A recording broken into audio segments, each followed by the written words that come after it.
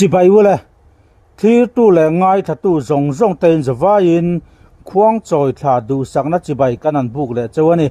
khoang trồi thả căn mang mẹ cả bầu ruột ăn uống sâu ta lẽ mà ya bầu ruột lum hul are trana tiền phù ruột túy hul sâu trana mi dâu tên hun nuông lệ hun theng thọ khoang trồi thả tiếng ta ăn vua thiên October niriat thole ni sang ni som ni pali dam takin kan lo thleng ve le tareng mai in zawa in du sakna kan hlan chawni tunlai zoram politics angai nom chho ta hle maya abikin Assam Rifle mizo ko ran biakin mun chung changa in pu mona le in chap chana a thleng chho sia sia mai ani kha pu lal thanjara pu party a Congress president chuan party pakatin Assam Rifle mizo ko ran biakin mun chu neya party office atana lua antum nia asoi chungchanga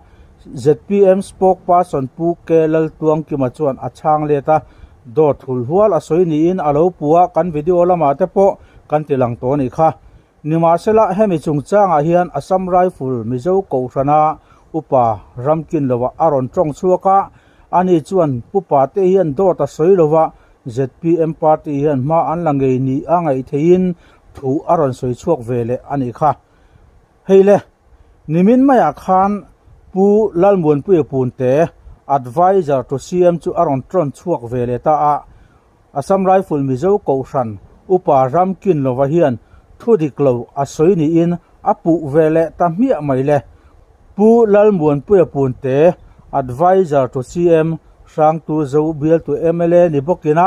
athu han soi chua hi hian ngai thatengo ato phlenga lo ngai thatuan turin kan so ma chau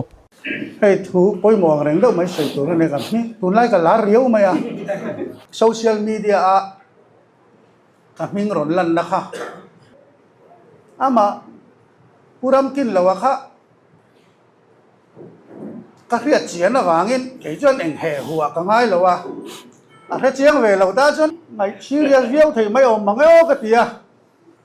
sang ni som pathu ma khan tui vola ZNP ka din khan aron ding vea BJP in chuan ama sang ni pathum kuma suang pui lon biala khan JDU in lo ding to boka kidnap drama kan ti maya khan khang jing mi kha ani ve boka tiang vel chu ne khoi khoi man te kwal mi heron be fowa kai ma hi chong ka biak ma sak tak hi ka rewak lo ni kum lama khan min benna sa zuala ZPM kan sarkar rin thu le a engenge ma aron soi tua thina kan man lo chung chungin ti thina ma ro chu kumina point milaron be zeu zewa tuna Assam Rifle chungchang hi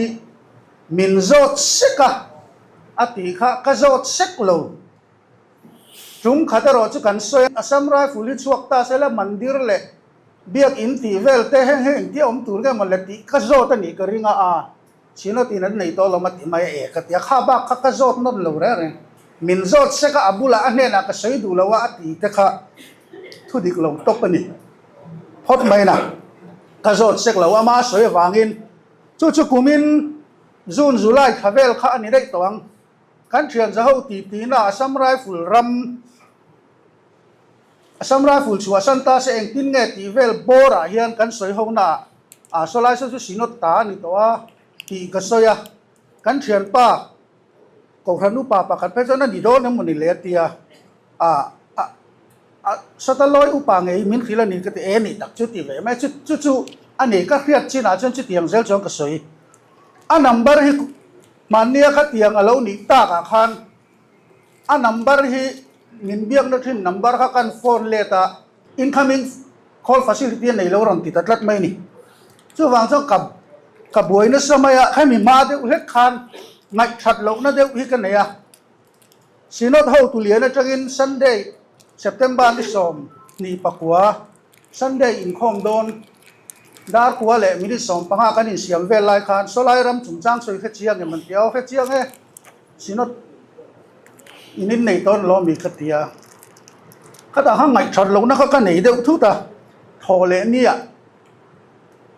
tlaya pite te fa nai falcon VCP so kawa khola ala lova a ring rala zana message in image call ka hua aron tia chuda chuan puram kin lova Assam Rifle mizo ko thanu paso ifiem biak ka dua ka number yang ka bethai to lova incoming call facility nei lawa ti jela ka tia ka ngai mi alo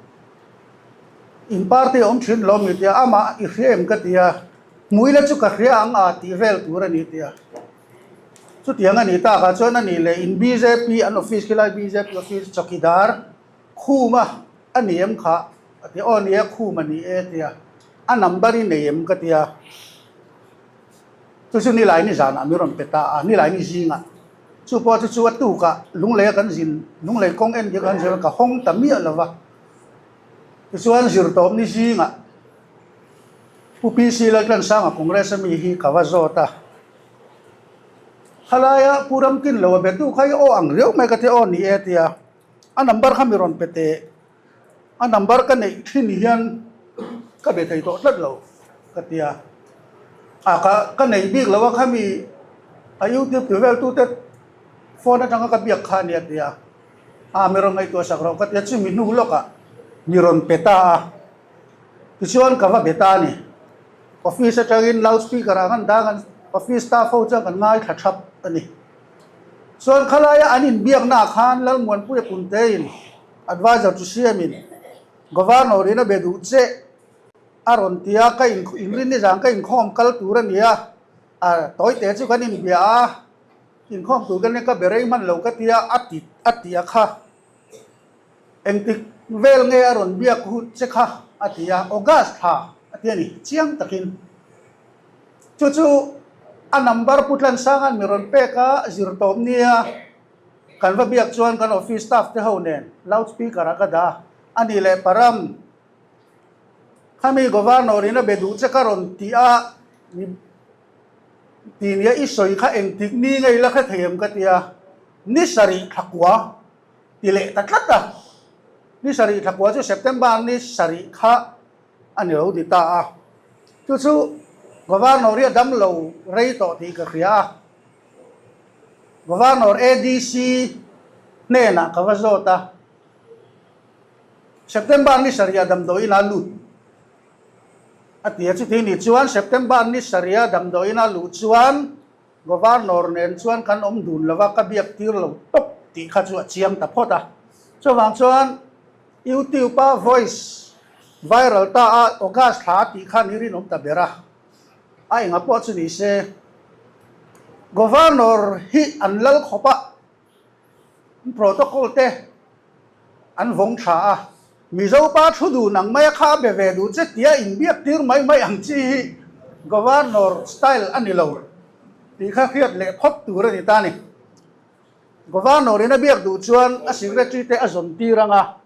ama po ko mai tu ra ni ke ina mizo pa ta ka tia thu hawa kha be ve du che hanin ti ang hi chu governor ti dana ni lo tin governor hi tun ma kan MLA ve ma po polai o kan mu zeu te le tu nu kan sarkar nu apo hian mi mal hian kala mulo reng chu wang chong governor ina be du che ti ka chu dot chiambal ni ta ni ti alo ni ta chu wang chuan governor biak ni ranga min soidan te kha ama muli lutu he thil hi ngai tuana plan mu mal tak tang alo chua ka ni ti hi karin da na nia ZPM in party office kan la nei lawa Assam Rifle chuak mai tur chu ta an biak in party office ta na nei tum anga pu na kha ani phot ani chu party pum pui ron ti do ta ti min chia tum na ni ta chu ta ka chu congress president pu pa te point pulal kanjara point office a thoi tham dewi na soi kha ZPM min lam dot lo ma se kan party rin thei tur khan kok ran khan aron soi ni chu kan party spokesperson pulal tuang ki ma pon ari ek kan ni kha chu ZPM party dota chuan cái mà mình mal mình tí chết rất tùm na nè sang tour dâu biel khi Mizoram khopu ya po thingtlang a po khi aya Presbyterian stronghold biel om lo reng reng thingtlang biel dang a po khopu ya po khi Presbyterian ko khan stronghold powerful lutuk na ni khi ta khian hetilai ke Presbyterian ni lo salvation pa ta chu sinot in mun chu sak du ma phu taka chevela pu tu min pu thu ka khang tur do zo bia la min ti chiat tum na ge mani he ti li chu wang chon aplan tu poi mi taman ni in karing lo ni e kha ka soi du tu party ma in an sarkar lai eng ko khan biak in ma hi an party office tan nei sakan tum ngot hi karing lo ngam chi ni lo ko khan te ni mo lien ni mo ZPM phei chu chief minister tan le president tan Presbyterian upanei kan ni chu wang chuan chu tiang chu kan tum lo wang ti chiang ring ani chu wang chuan he thil hi party til pia lam maya pia a hian ke ma mi mal next election a kat tlak thei dan tur ka chiat vek thei na tur ruam man na nialan tak la wang hian ngai zam mai a har via wa he thil hi do ta ni zia mi pui khria ta phola na ni ngai thei nan dan nuaya a thu lang zelin un zi ka tum kalome